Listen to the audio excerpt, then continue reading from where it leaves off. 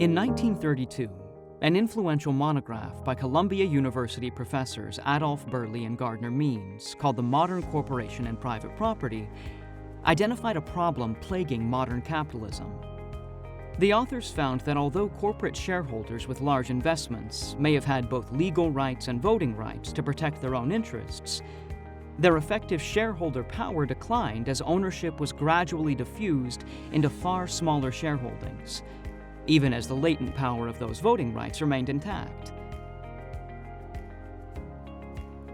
In the final article he would write for the Financial Analysts Journal, published in April 2018, the late esteemed John C. Bogle noted that this problem continues to exist in modern capitalism.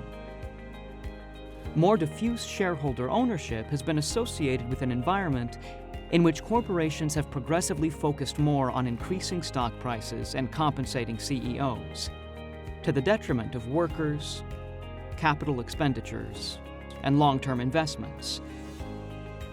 Bogle stated that the Burley-Means model no longer explains how modern corporations are governed. Instead, what has emerged is a double-agency society, in which CEOs who are duty-bound to represent their shareholders, whom Bogle called owners, face money managers or agents, known as renters, who are duty-bound to represent their mutual fund shareholders and other clients, often pension funds.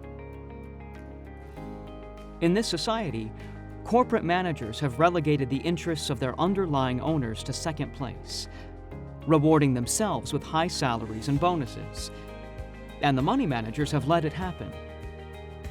Because portfolio managers or renters are too often short-term traders in a company's stock, rather than long-term equity holders, they have little reason to care about corporate governance. How can a double-agency society shift to become what Bogle calls a fiduciary society, which emphasizes stewardship? Bogle refers to some challenging governance innovations by the late Uwe Reinhardt, formerly professor of political economy at Princeton University's Woodrow Wilson School of Public and International Affairs, who advocated the separation of the board of directors from a corporation's management, so that the board has complete independence. Under this arrangement, the board chairman is independent of management, and no executives apart from the CEO, a non-voting member, serve on the board. The corporation's public accountants report to the board, and the Compensation and Nominating Committee consists of independent directors. This arrangement puts the board's focus on shareholders instead of on CEO compensation. Bogle stated that corporate and money managers have a vested interest in preserving not only their own wealth, but the wealth of the whole country. He quoted economist Adam Smith, "He is certainly not a good citizen who does not wish to promote, by every means of his power, the welfare of the whole society of his fellow citizens."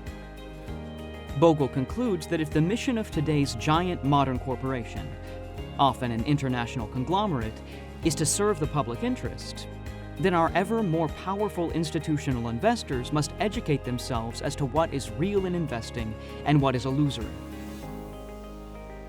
In his words, the arc of investing is bending toward fiduciary duty and the public interest, and its progress is inevitable. To read the full article published in the Financial Analysts Journal, visit cfa.is/publicinterest.